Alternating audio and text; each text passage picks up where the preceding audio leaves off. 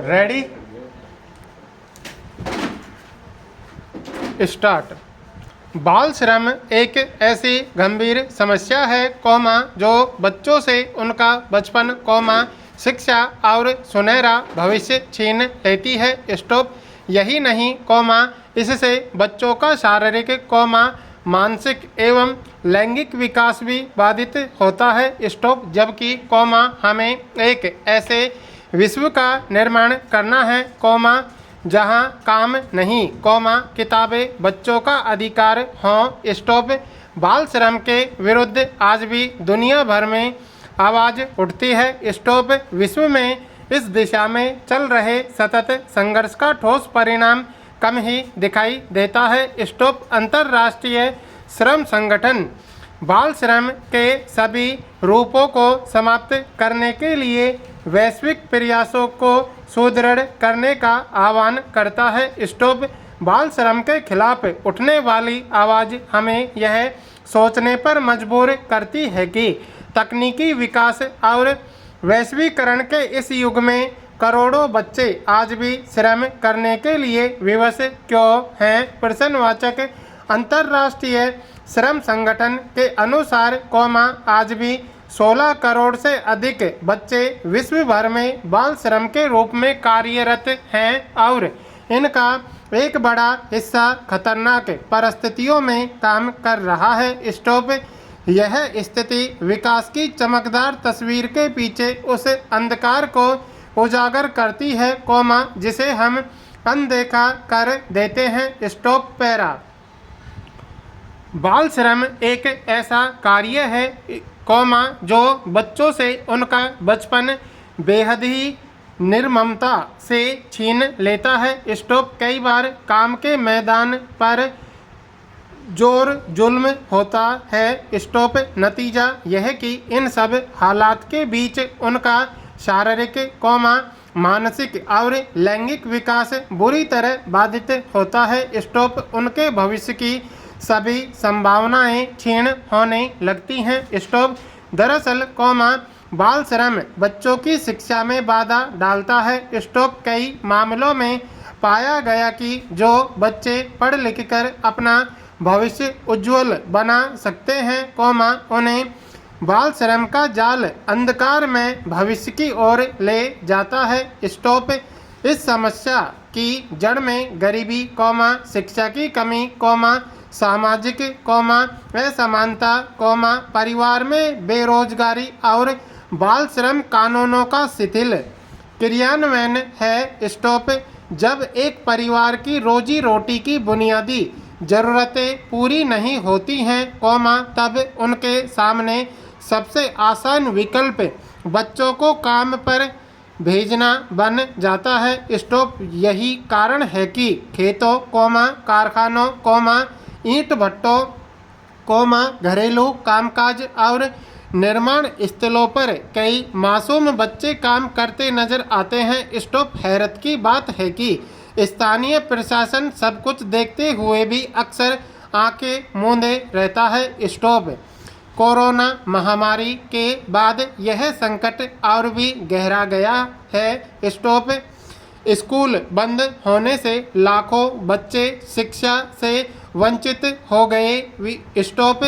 दूसरी ओर बेरोजगार हुए परिवारों में बच्चों की पढ़ाई की अपेक्षा उन्हें काम पर भेजकर पैसा कमाने को अधिक उचित समझा गया। स्टॉप। वर्ष 2000 से 2020 के बीच वैश्विक स्तर पर बाल श्रम में 8.55 करोड़ बच्चों की कमी दर्ज की गई थी जो एक सकारात्मक संकेत था। स्टॉप। मगर कोरोना महामारी और आर्थिक असमानताओं ने इस प्रवृत्ति को पलट दिया और इसके बाद बाल श्रमिकों की संख्या में तेजी से बढ़ोतरी होती चली गई। स्टॉप। ग्रामीण क्षेत्रों शहरी झुग्गियों तथा प्रवासी मजदूर परिवारों में यह समस्या अब अत्यंत गंभीर बनी हुई है। स्टॉप।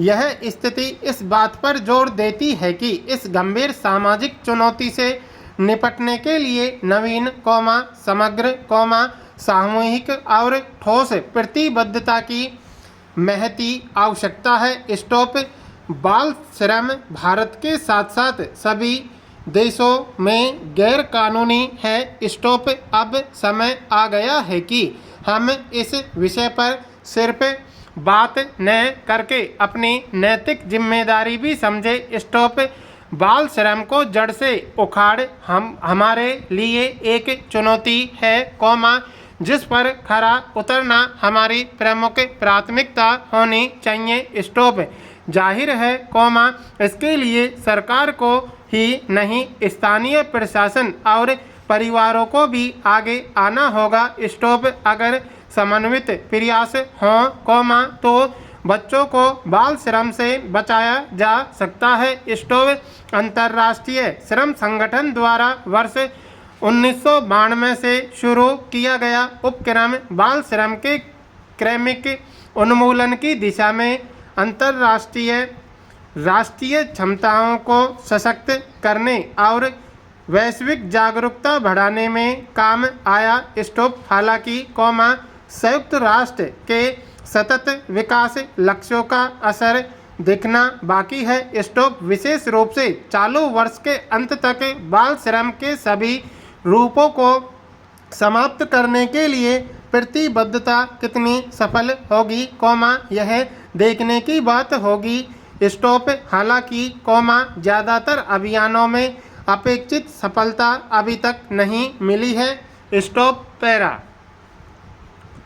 भारत में बाल श्रम की समस्या बहुआयामी है। स्टॉप इस समस्या से निपटने के लिए शिक्षा एक माध्यम हो सकती है, जो किसी भी बच्चे को श्रम के कुचक्र से बाहर निकाल सकती है। स्टॉप सरकार का सर्व शिक्षा अभियान एवं राष्ट्रीय बाल श्रमिक परियोजना जैसे प्रयास सराहनीय है, पर इन्हें और व्यापक बनाकर समाज के अंतिम छोर तक पहुंचाना, बाल श्रम को खत्म करने में महत्वपूर्ण भूमिका निभा सकता है।